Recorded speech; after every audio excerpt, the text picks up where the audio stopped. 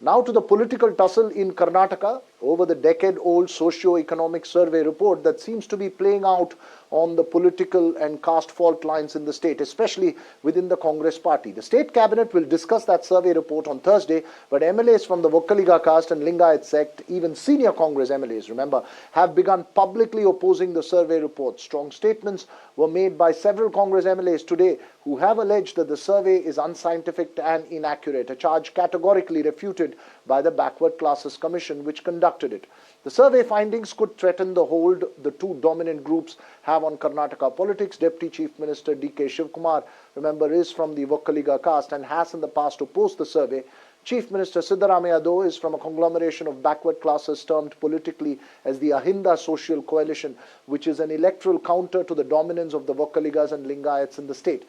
The survey puts the proportion of the two dominant castes at much lesser than what it was portrayed or claimed. It shows the Veerashaiva Lingayats at 11% of the population and Vokkaligas at 10.29%, and also suggests the increase of reservations for backward classes from 32 to 51%.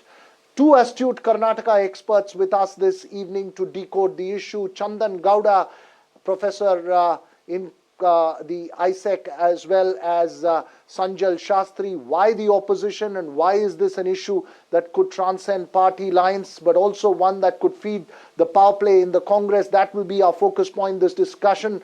Chandan Gowda, put this in context for us. What's the prime reason for the opposition? Is it only the dominant voices that are being heard at the moment? Are there undercurrents and underlying voices that are being missed out in this entire conversation?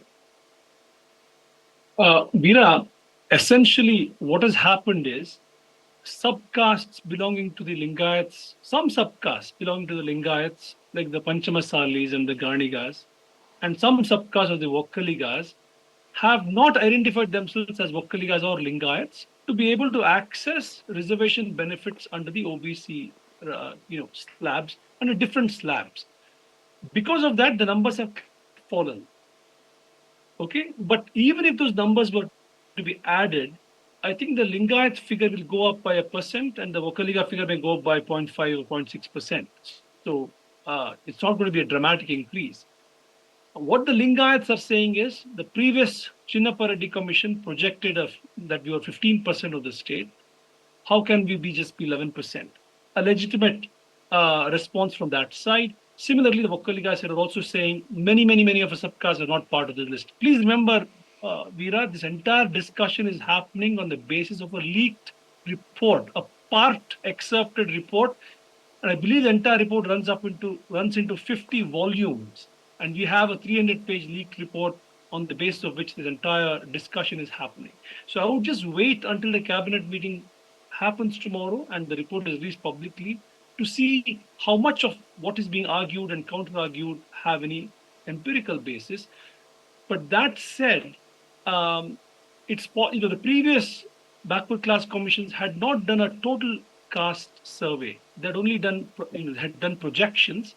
So this is probably closer to the ground. It's possible that a part of the population that was not surveyed, which I think will now need to be surveyed to get the full figures, might make some changes to the figures, but not dramatic.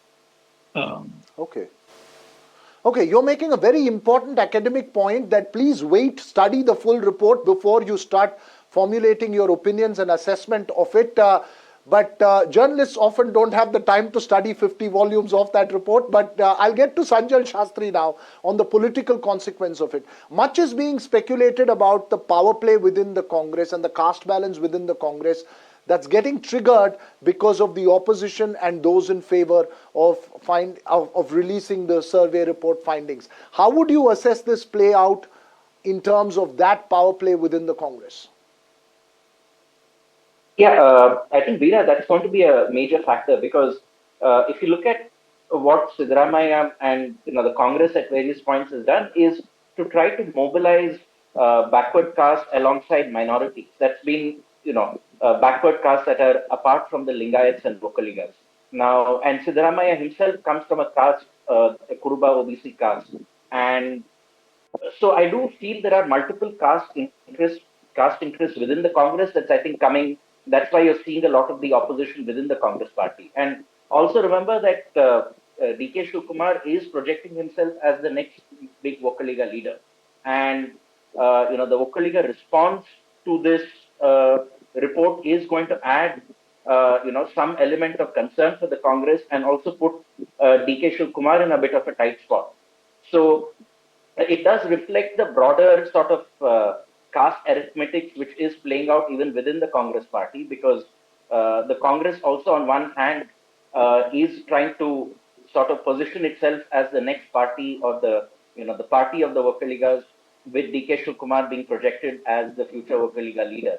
But at the same time, you have a leader like Siddaramaiah, who's from the Kuruba OBC caste. So you have these various sort of interests, if you want to say, within the Congress, and that's what we are seeing actually play out right now within, the debates and the discussions from within the party. Right, interesting point that you make there. Chandan Gowda, just weigh in a little bit on that power equation as well from your point of view, but also more importantly, from an academic standpoint, given that there have been so many discussions in Karnataka on the caste combinations that's there, how important is a concrete, factual and undisputed study on, to try and understand the state and its polity itself in many ways? It's important. Veera, one other quick point. The Bunts of South Canara, for example, or the Reddys of Bangalore, they don't see themselves as Vokkaligas necessarily, but in political calculations, they are. When Ramlinga Reddy is offered a berth, it is seen as having offered birth to a Vokkaliga person. Similarly, Ramanath Rai. Okay, so this is not, the census is not taking these into account. So I suppose another kind of math will need to be done to see what the strength of this community is. Because please remember, the political calculations are being done with a certain sense of who is a Vokkaliga and who is not. The social calculations on the ground in terms of who marries whom, etc., is happening on some other calculations altogether. So I think this confusion will have to be laid to rest once the report, contents are made public. But it's absolutely true that many subcastes naturally, quote unquote, presumed to be part of these master castes have not identified themselves as that in this census, and that has brought their numbers down, which makes it harder for them to claim a kind of a presence in the cabinet and in the ticket shares, etc., the bureaucracy, all of those arenas. But I don't think it is so easily settled by demands to shut it down, etc. I have a feeling once things calm down, when the figures are out, when a sense for how do you put together a block is made more easily possible on the table, I think there will be a sense of calm, because it's simply, the Vokkaligas, for example, at 12% of the entire state population. Just remember, Veera, they're only present in South Karnataka. They're not there in North Karnataka. So if you just take South Karnataka to be half of the present state, and Vokkaligas are 12% for the whole state, there will be 24% of Southern Karnataka, which I think continues to testify to the demographic preponderance, that they are a big numerical presence, right? So there are these ways in which things will have to be thought through carefully. Right now, there's a lot of panic. And in fact, there's a lot of suspicion about the methods used. I think this is the primary problem here. Once the report clarifies how it went about its work, I think the tempers will calm down and there'll be better ways of coming to terms with it. That said, Veera, the population of Muslims has remained constant. The 2011 census had 10.52. This census has 10.8 or whatever. Similarly, the SC/ST population with the general census counts anyway. So, Veera, actually, if these castes had been counted as part of the general census, there wouldn't have been any of these kinds of confusions. Because it's customized with the state government, there are all these doubts. Yes. Absolutely. You made a very important point. I wish I could have taken one last question with Sanjal Shastri, but unfortunately we're completely out of time. But thanks to the two of you for joining me here on the Southern View this evening.